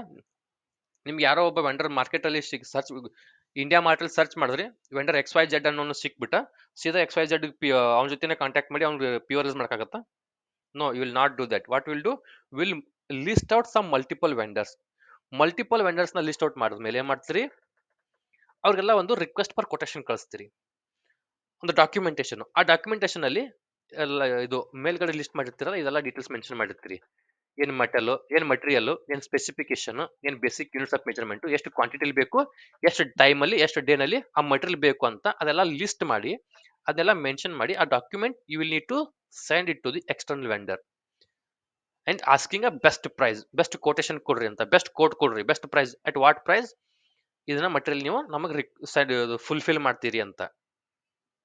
ಅದ ಮಲ್ಟಿಪಲ್ ವೆಂಡರ್ಸ್ ತಗೊಳ್ತೀರಿ, ಯಾಕಂದ್ರೆ ಬೇರೆ ಬೇರೆ ವೆಂಡರ್ ಬೇರೆ ಬೇರೆ ರೇಟ್ ಕೋಟ್ ನ ಪ್ರೈಸ್ ಮಾಡಿರ್ತಾರೆ ಅವರು. ಆವಾಗ ನಾವು ಬೆಸ್ಟ್ ಪ್ರೈಸ್ ಯಾರಿಗೆ, ಬೆಸ್ಟ್ ಕ್ವಾಲಿಟಿ ಯಾರು ಸಪ್ಲೈ ಮಾಡ್ತಾರೆ, ಬೆಸ್ಟ್ ಪ್ರೈಸ್ ಯಾರು ಕೊಟ್ಟು, ಎಲ್ಲಕ್ಕಿಂತ ಕಡಿಮೆ ಪ್ರೈಸ್ ಯಾರು ಕೊಟ್ಟು, ಅವ್ರ ultimate aim is to get a better profit. ಹೌದಾ, ನಮ್ಗೆ ಬೆಟರ್ ಪ್ರಾಫಿಟ್ ಕೊಡಬೇಕು ಅಂದ್ರೆ ಕಮ್ಮಿ ಪ್ರೈಸ್ಗೆ ನಾವು ಪರ್ಚೇಸ್ ಮಾಡಬೇಕು. ಹೌದಾ, ಈ ತರ ನಿಮಗೆ ಯಾವ ಮಲ್ಟಿಪಲ್ ವೆಂಡರ್ ಇರ್ತಾರ, ಮಲ್ಟಿಪಲ್ ವೆಂಡರ್ ಎಲ್ಲರಿಗೂ ನೋಡಿ ಕೊಟೇಶನ್ ರಿಕ್ವೆಸ್ಟ್ ಫಾರ್ ಕೊಟೇಶನ್ ಕಳಿಸ್ತೀವಿ. ಅದ್ರ ಮೇಲೆ ಅವ್ರು ಏನ್ ಮಾಡ್ತಾರೆ, ವರ್ಕ್ ಮಾಡಿ they will quote the best price, what is the possible, ಅವ್ರಿಗೇನು ಪಾಸಿಬಲ್ ಇರುತ್ತೋ ಆ ಪ್ರೈಸ್ ನ ಕೋಟ್ ಮಾಡ್ತಾರೆ ಅವರು. ಹೌದಾ, in order to get a quotation from multiple vendor. ಆ ಮಲ್ಟಿಪಲ್ ವೆಂಡರ್ ಹತ್ರ ಒಬ್ರು 100 rupees ಕೊಡಬಹುದು, ಒಬ್ಬ 110 ಕೊಡಬಹುದು, ಒಬ್ಬ 95 ಕೊಡಬಹುದು. We need to analyse, right, we need to analyse. ಎಲ್ಲರ ಹತ್ರನು ನಾವು ಸೀದಾ ವೆಂಡರ್ ಎಕ್ಸ್ ವೈ ಜೆಡ್ ಸಿಕ್ಕಂತೆ ಎಕ್ಸ್ ವೈ ಜೆಡ್ 120 ಹೇಳಿದ್ರು ಸೀದಾ ಹೋಗಿ ಒಂಥರ ಪರ್ಚೇಸ್ ಮಾಡಕ್ ಆಗೋದಿಲ್ಲ. ಮಾರ್ಕೆಟ್ ಅಲ್ಲಿ ಏನ್ ಸಿನಾರಿ ಇದೆ, ಏನ್ ಸಿಚುವೇಶನ್ ಇದೆ, ಏನ್ ಕಾಂಪಿಟೇಷನ್ ಇದೆ, ಅವ್ರ ಹತ್ರ ಎಲ್ಲರ ಹತ್ರನು ಕೊಟೇಶನ್ ತಗೊಂಡು ಅನಲೈಸ್ ಮಾಡಿ ಯಾರು ಬೆಸ್ಟ್ ಸೂಟ್ ಆಗ್ತಾರೆ, ಎಲ್ಲಕ್ಕಿಂತ ಕಡಿಮೆ ಪ್ರೈಸ್ ಯಾರು ಕೊಡ್ತಿರೋದು, ಕ್ವಾಲಿಟಿ ಪ್ರಾಡಕ್ಟ್ ಯಾರು ಕೊಡ್ತಿರೋದು, ಅದನ್ನೆಲ್ಲ ಸೆಲೆಕ್ಟ್ ಮಾಡಿ ವಿಲ್ ಗೋ ಫಾರ್ ನೆಗೋಷಿಯೇಷನ್ ಮಾಡಿದ್ಮೇಲೆ will go with that vendor. ಆ ವೆಂಡರ್ ನ ಫೈನಲ್ ಮಾಡ್ತೀರಿ, ಆ ವೆಂಡರ್ ಜೊತೆ ಬಿಸ್ನೆಸ್ ಮಾಡ್ತೀರಿ. ಹೌದಾ, ಅಂದ್ರೆ ಆರ್ ಎಫ್ ಕ್ಯೂ ಅಂದ್ರೆ ಏನು, ರಿಕ್ವೆಸ್ಟ್ ಫಾರ್ ಕೊಟೇಶನ್. ಯಾರಿಗೆ ಕಳಿಸ್ತೀರಿ, ಎಕ್ಸ್ಟರ್ನಲ್ ವೆಂಡರ್ ಕಳಿಸ್ತೀರಿ. ಪೊಟೆನ್ಶಿಯಲ್ ವೆಂಡರ್ ಯಾರು ಕಳಿಸ್ಬೇಕು, ಪ್ರೊಕ್ಯೂರ್ಮೆಂಟ್ ಡಿಪಾರ್ಟ್ಮೆಂಟ್ ಅವರು ಕಳಿಸ್ಬೇಕು. For what, to get a best quotation, best price. ಹೌದಾ, ಅವ್ರ ರಿಕ್ವೈರ್ಮೆಂಟ್ಗೆ ಎಷ್ಟು ಬೆಸ್ಟ್ ಪ್ರೈಸ್ ನ ಅವ್ರು ಕೋಟ್ ಮಾಡ್ತಾರೆ ಅಂತ ತಿಳ್ಕೊಳ್ಳೋದಿಕ್ಕೆ ವಿಲ್ ಡೂ ದಟ್. ಹೌದಾ, clear?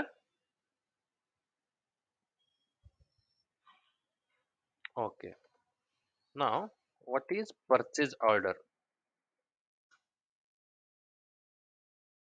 It is a document to selected vendor from purchase team after negotiation process. The PO contains the requirement details and also terms and conditions that are finalized during negotiation. ಹೌದಾ, once RFQ is done, ಹೌದಾ, RFQ ಆಗುತ್ತೆ. RFQ ಆದ್ಮೇಲೆ what will do, they will quote best price quote ಮಾಡ್ತಾರೆ. ಅದ್ರಲ್ಲಿ ಏನ್ ಮಾಡ್ತೀರಿ, comparative study ಮಾಡ್ತೀರಿ, ಯಾವ್ದು ಕಡಿಮೆ ಪ್ರೈಸ್ ಇರುತ್ತೆ, ಯಾವ್ದು ಕ್ವಾಲಿಟಿ ಪ್ರಾಡಕ್ಟ್ ಕೊಡ್ತಾರೆ ಅಂತ ನೆಗೋಷಿಯೇಟ್ ಮಾಡ್ತೀರಿ. ನೆಗೋಷಿಯೇಟ್ ಆದ್ಮೇಲೆ ವಾಟ್ ವಿಲ್ ಡೂ, ಯಾವ ಬೆಸ್ಟ್ ಪ್ರೈಸ್ ಇರುತ್ತೆ, ಯಾವ ಕೊಟೇಶನ್ ಇರ್ತಾರೆ ಅವ್ರ ಜೊತೆ ನೆಗೋಷಿಯೇಷನ್ ಮಾಡ್ತೀರಿ. ನೆಗೋಷಿಯೇಷನ್ ಆದ್ಮೇಲೆ ಅಲ್ಲಿ ಟರ್ಮ್ಸ್ ಅಂಡ್ ಕಂಡೀಷನ್ ಮೆನ್ಷನ್ ಮಾಡ್ತೀರಿ, ಏನ್ ಪೇಮೆಂಟ್ ಟರ್ಮ್ಸ್ ಇದೆ, ಏನ್ ಫೈನಲೈಸ್ ಪ್ರೈಸ್ ಇರುತ್ತೆ, ಅದ್ರ ಆಮೇಲೆ ನಿಮ್ ಲೀಡ್ ಟೈಮ್ ಏನಿದೆ ಅದೆಲ್ಲ ಮೆನ್ಷನ್ ಮಾಡ್ತೀರಿ. ಅದೆಲ್ಲ ಮೆನ್ಷನ್ ಮಾಡಿ you need to release a order confirmation. ನೀವು ಅದನ್ನ ಆರ್ಡರ್ ಕನ್ಫರ್ಮ್ ಮಾಡಬೇಕು. You need to do order confirmation ಮಾಡಬೇಕು. You need to release a new order, PO ನ ರಿಲೀಸ್ ಮಾಡಬೇಕು ಅವ್ರಿಗೆ. ಹೌದಾ, PO ರಿಲೀಸ್ ಮಾಡಿದ್ರೆ then only it will confirm. ಇಲ್ಲ ಅಂದ್ರೆ ನೀವು ಬರೀ ನೆಗೋಷಿಯೇಷನ್ ಮಾಡಿ ಅಲ್ಲಿಗೆ ಸ್ಟಾಪ್ ಮಾಡಿದ್ರೆ ಅಂದ್ರೆ ದಟ್ ವಿಲ್ ನಾಟ್ ಬಿ ಅದನ್ನ ಪರ್ಚೇಸ್ ಆರ್ಡರ್ ಅಂತ ಕನ್ಸಿಡರ್ ಮಾಡಕ್ ಆಗೋದಿಲ್ಲ. ಹೈ, because there will not be any documentation, right. ಅಲ್ಲಿ ಯಾವ್ದು ಡಾಕ್ಯುಮೆಂಟೇಶನ್ ಇರೋದಿಲ್ಲ. For documentation purpose, for the confirmation purpose, what you need to do, you need to release a order release ಮಾಡಿ documentation ಮಾಡಬೇಕು, confirmation ಮಾಡಬೇಕು. ಅಲ್ಲಿ ಏನೇನು ಮೆನ್ಷನ್ ಮಾಡಬೇಕು, ಯಾರಿಗೆ ಮಾಡಬೇಕು ನಾವು order confirmation, selected vendor. Once we receive quotation from the vendor, ಆ ವೆಂಡರ್ ಅಲ್ಲಿ ಯಾರು ಬೆಸ್ಟ್ ವೆಂಡರ್, ಯಾರು ಕಡಿಮೆ ಪ್ರೈಸ್ ಕೊಡ್ತಾರಂತ ಫೈನಲ್ ಆದ್ಮೇಲೆ ನಾವೇನ್ ಮಾಡ್ತೀವಿ, ಆ ವೆಂಡರ್ಗೆ ಆರ್ಡರ್ನ ಕನ್ಫರ್ಮ್ ಮಾಡಬೇಕು ಆಫ್ಟರ್ ನೆಗೋಷಿಯೇಷನ್. ಆ ಆರ್ಡರ್ ಏನೇನು ಮೆನ್ಷನ್ ಮಾಡ್ತೀರಿ, all the above details, material ಏನು, ಸ್ಪೆಸಿಫಿಕೇಶನ್ ಏನು, units of measurements, quantity, delivery time ಏನಿದೆ, ಲೀಡ್ ಟೈಮ್, ನಮ್ಮ ಆರ್ಗನೈಸೇಷನ್ ಡೀಟೇಲ್ಸ್, ಮತ್ತೇನಾದ್ರು ಪ್ರೈಸ್, ಫೈನಲ್ ಆಗಿರೋ ಪ್ರೈಸ್.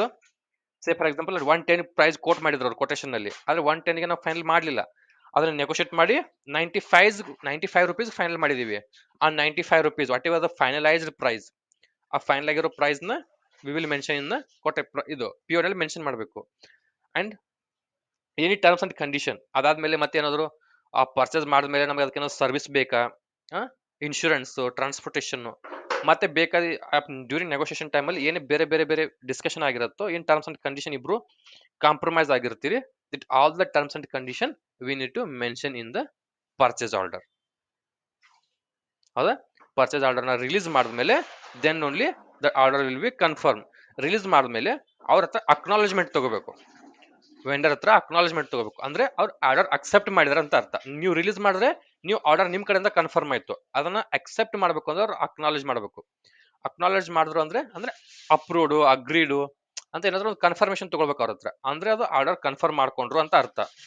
ಇಲ್ಲಾಂದ್ರೆ ನೀವು ಸುಮ್ನೆ ನೀವು ಪಿ ಓ ರಿಲೀಸ್ ಮಾಡ್ರಿ ಸುಮ್ನೆ ಕುಂತ್ಕೊಂಡ್ರಿ, ಆಫ್ಟರ್ 30th ಡೇ ನಿಮ್ ಮಟೀರಿಯಲ್ ಎಲ್ಲಿ ಅಂತ ಕೇಳಿದ್ರೆ ಅದು ಆರ್ಡರ್ ಅಕ್ಸೆಪ್ಟ್ ಮಾಡ್ಲಿ ಅಂತ ಹೇಳ್ಬಿಡ್ತಾರೆ ಅವರು. ಹೌದಾ? To be in safer side, ನೀವು ಸೇಫರ್ ಸೈಡ್ ಇರಬೇಕು ಅಂದ್ರೆ ಏನ್ ಮಾಡ್ಬೇಕು, you need to get acknowledgement ತಗೋಬೇಕು ಅವ್ರ ಹತ್ರ. ಕ್ಲಿಯರ್? ವಾಟ್ ಈಸ್ ಪಿ ಅಂದ್ರೆ ಏನ್ ಅರ್ಥ ಆಯ್ತಾ?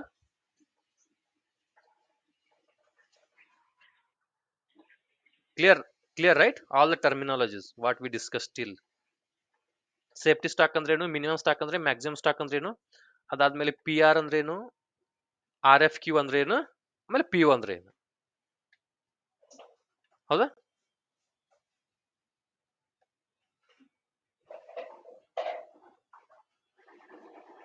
Clear right? ಓಕೆ. ಸೊ